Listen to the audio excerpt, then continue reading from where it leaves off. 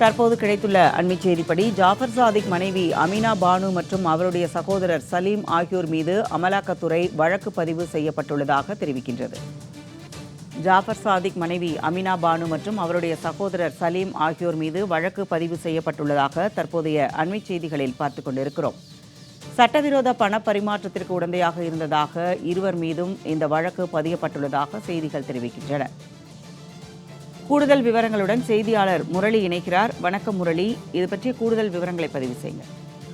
வணக்கம். ஜாஃபர் சாதிக்கின் மனைவி அமீனா பானு மற்றும் அவருடைய சகோதரர் சலீம் ஆகியோர் மீது அமலாக்கத்துறை வழக்கு பதிவு செய்திருக்கிறார்கள்.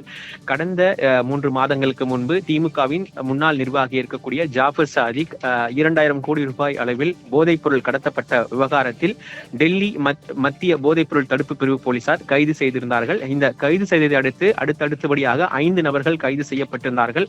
கைது செய்யப்பட்டதை அடுத்து தொடர்ச்சியாக அவரிடம் விசாரணைகளும் நடத்தப்பட்டது. இதனை அடுத்து சட்டவிரோத பண பரிவர்த்தனை தொடர்பாக அமலாக்கத்துறை அதிகாரிகள் ஜாஃபர் சாதிக் மீது வழக்கு பதிவு செய்து அவரை காவலில் எடுத்து விசாரணை மேற்கொண்டிருந்தார்கள். இந்த விசாரணையில் அவருடைய மனைவி அமீனா பானு, அதே போன்று அவருடைய சகோதரர் சலீம் ஆகியோர் இவருக்கு உடந்தையாக செயல்பட்டது தெரிய வந்தது. இந்த நிலையில் இவர் இருவரையும் சம்மன் அனுப்பி அமலாக்கத்துறை அதிகாரிகள் தொடர் விசாரணை நடத்தியிருந்தார்கள். இந்த விசாரணையில் இவர்கள் இந்த போதைப் பொருள் தொடர்பான விவகாரத்தில் இவர்கள் உடந்தையாக செயல்பட்டது தெரிய வந்தது.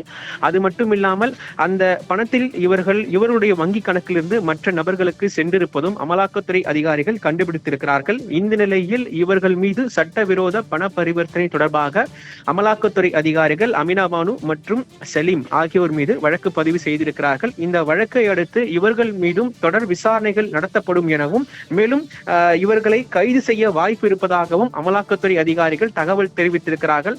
இந்த நிலையில் இவர்கள் மீது வழக்கு பதிவு செய்ததை அடுத்து இருவரும் முன்ஜாமீன் கோரி மனுவும் நீதிமன்றத்தில் தாக்கல் செய்திருக்கிறார்கள். இந்த நிலையில் தொடர் விசாரணை நடத்தப்பட்டு வருவதாக அமலாக்கத்துறை அதிகாரிகள் தகவல் தெரிவித்திருக்கிறார்கள். ஜெயா, கூடுதல் விவரங்களுக்கு நன்றி முரளி.